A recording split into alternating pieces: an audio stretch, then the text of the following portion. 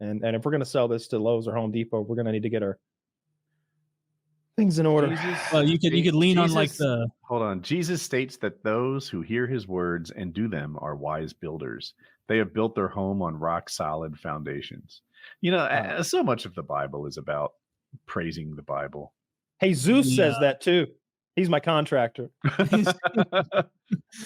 Dude, I'm trying to think of a way you could play the like not building your house on the sand. Like you want a solid foundation of rock, of stone, not of sand. And Catholicism. Well, that's just in the Bible. Bedrock. Yeah. You want to build your house upon the rock, not upon the sand. Because you build on the sand, and you've seen those videos of the houses on stilts near the beach. They get fucked up. Yeah, but they only record them when that's happening, right? There's one somewhere right now on stilts doing just fine. That's fair, but they're probably not stuck right in the sand. So yeah, little technicality there. Beachfront Property is a real fucking dice throw if you think about it. Like they're always talking. I said this like a month or two ago. That's how I know global warming is not fucking real, or at least to the point where like the seas are going to rise anytime soon, because the richest people keep buying that beachfront property. Yeah. Have you been to the beach, Kyle? I was thinking about this. You know the answer to that question. I despise it.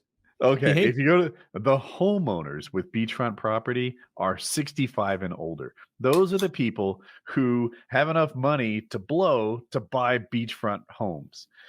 So you're telling me that people with money to blow who have 10 years left in their life are your indicator of global warming and climate change?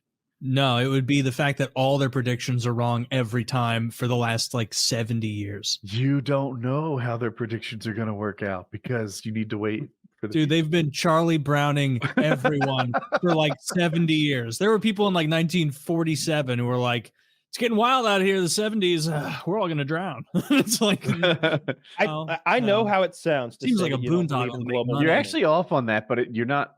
Somehow you're wrong and still right, because back in the 70s, they predicted that an ice age was coming. Now they're predicting the war heats up. I thought it was an ice age again. Oh, I thought they said that I could be wrong. I don't know. Maybe I thought that once all of the the icebergs and the ice shelf or whatever breaks off and melts, then the temperature of the ocean lowers, so then the currents don't circulate. So then you go into an ice age or something like that. That's what the fake science man told me on the propaganda tube. And I just don't fucking believe it anymore. You have to be a flat earther to not believe the earth is getting warmer, though, right? Like that's a thing that we can measure. We have the tech for that. I just don't know if it's a significant amount, and I'm not sure how entirely responsible for it we are. Because they also show that thing that like goes back, 20, 30,000 years, because they can see like from the ice with the oxygenation level, you can see the chemistry of the atmosphere because of the bubbles that are frozen in ice, and you can date the ice. So you can kind of tell what the atmosphere was doing over time, and the fact that the ice existed tells you a little something about where it's placed. It seems like the temperature's always going up and down, like always, for eons and upon eons. And I just don't know that little old us. Seems like it's been going up, but now there's a hockey stick effect. Like a lot of the warming that we've seen over the last 1,000 years has been from the last 100. They called it like a little ice age that we were in. Probably not anymore, but they used to. Like in the 19th century, like 19th, 20th century, where they were like, we're actually in an ice age right now, and it's going to heat up. And who knows, like, Kyle, how much we're responsible for it. I don't know. I want the environment to be nice, but this whole like ridiculous shit of like New York is going to be underwater. It's like, fuck you, liar. Like, do you think I'm retarded? Do you think I'm a retarded person that you can just say for 70 years that we're 5 years away from really want the answer? The sea levels rising that much, and it's I want to know what the consequences are. Happens. Like they keep going on about, oh, this is bad. What are the consequences in need more real carbon? Time? Tell me what year you can be off by 20 plus or minus, when it'll be a problem for a person, and they'll be like, oh, the first person died 15 years ago from global warming. Okay, don't give me the made up. Don't tell me that a famine in fucking Thailand that killed some people has anything to do with my straws or my fucking Ford, because that's nonsense. Tell me when the fucking oceans come and swallow up Miami. Tell me when Miami Beach property is worthless. Tell me when. Because what date will that be? Will that be 2100, 2200? Will it be year 3000? Is that what we're talking about? I know in a billion years, the sun like runs out of hydrogen or some shit and eats the earth. Like, are we planning for the dark days? I just don't think it's anytime soon Seems because like I hokum to remember me. in kindergarten watching that video and then be like, it just seems like a little bit, but a penny at a time. And they did some funny math to show you that saving a penny per added up to this huge mountain of pennies. Dude, you wait long enough, you'll have $4. Yeah. And they were like, yeah, you see, the world's going. They were showing us that fucking liquid earth from the Kevin Costner movie in 1990. I remember seeing that shit. Waterworld? No, not the movie. They showed us a fucking cartoon to warn us about our cars making us all drown in the future in kindergarten. And I was just like, oh my God, we're all going to drown in the future. So then when I watched the Kevin Costner movie, I wasn't enjoying the fucking ski-doos, everybody zipping around, the little girl with a map in her back. I was scared because they'd warned me about this in childhood. Those ski-doos did not have any like exhaust to hold back the smoke that came out of them. That was the cause. I bet you burn yourself on those real easily. They were really willy-nilly with that fuel supply they had to have their henchmen each have a ski-doo that they just hot rodded around in.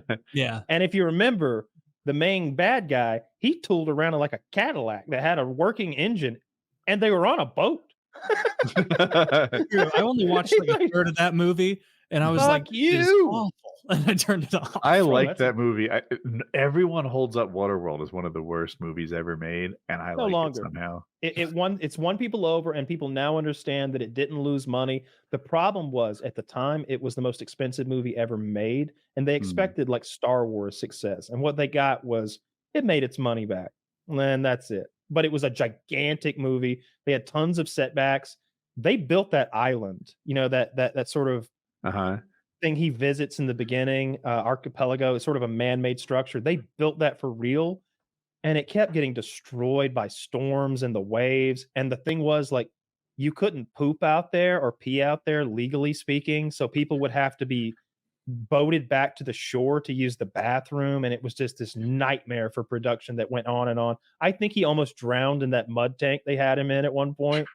I heard something similar about the cost overruns. That one of the problems, so a lot of the costs that Kyle mentioned, not all, but a lot, at least show up in the movie. Like that island was very expensive to build, but you had a real island that they kind of made, and it was pretty good. But a lot of the costs went to stuff that didn't make the movie better. Like, for example, if they didn't eat lunch on time, the union would have fines that the movie had to pay. Well, because the filming took place on the water, it was really hard to like hit a schedule. And sometimes they had to choose between the fines or stopping production, and they just pick the fines. But these are problems they wouldn't have if they were in a studio somewhere. Yeah, you just take a break, didn't make the movie better. Right there. Kind of. Yeah, right. So expensive movie. I think it's a very good movie. I like it. I like the idea of it. You know, Kevin Costner. It's called Waterworld for anybody who's not fucking hip to 1990s blockbusters. He's got the gills. I thought the lore behind that was way more interesting than the story that was like happening on screen. I wanted to know more about that city down there. I wanted to go down there and just look around for a while at all the underwater city. It's been so long. What are you talking about? Yeah.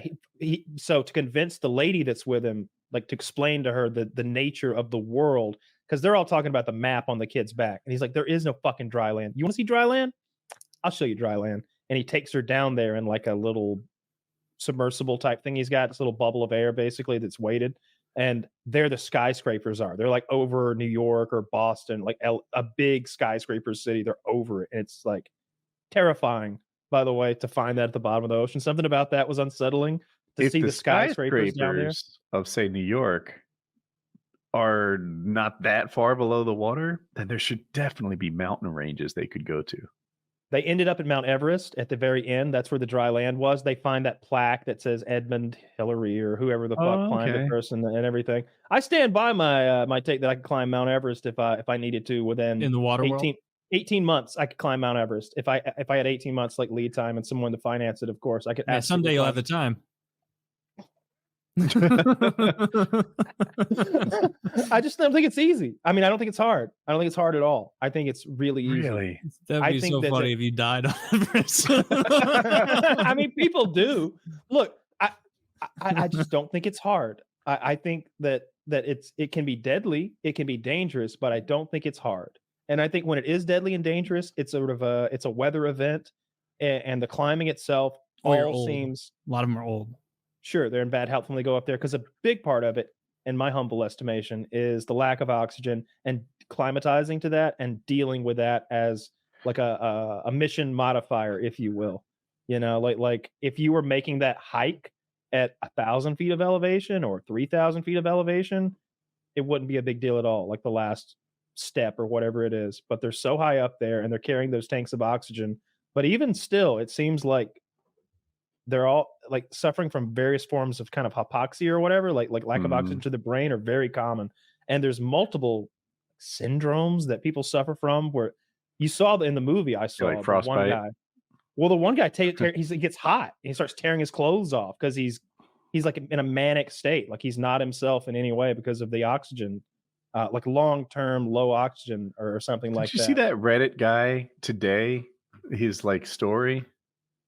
Don't think so. Oh shucks, I don't know if I can still find it quickly.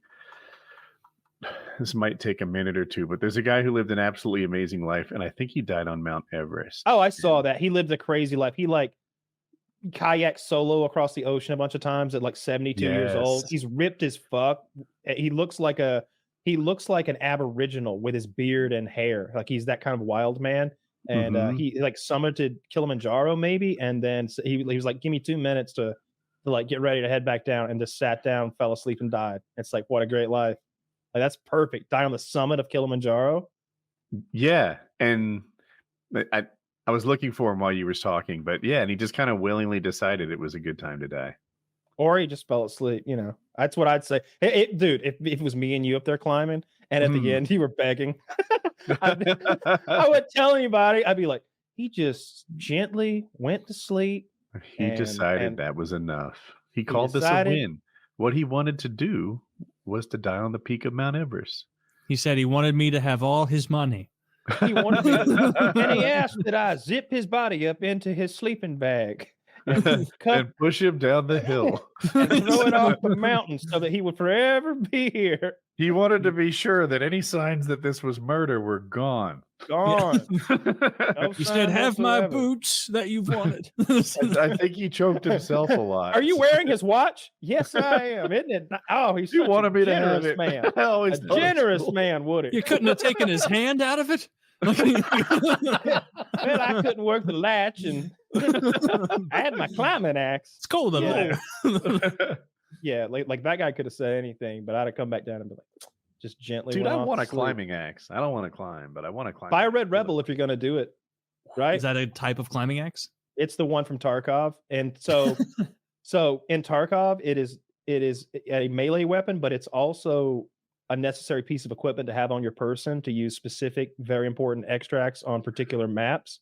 So when you acquire one through either getting to the right level or magically in game, you get lucky enough to acquire one, it's a big deal. Now you're a big boy and you can go out the big boy extract on the big boy maps. And it's a big deal to acquire one. So it's a well-known part of the game and its lore. It's the Red Rebel climbing axe. And I know for sure it's a real life item.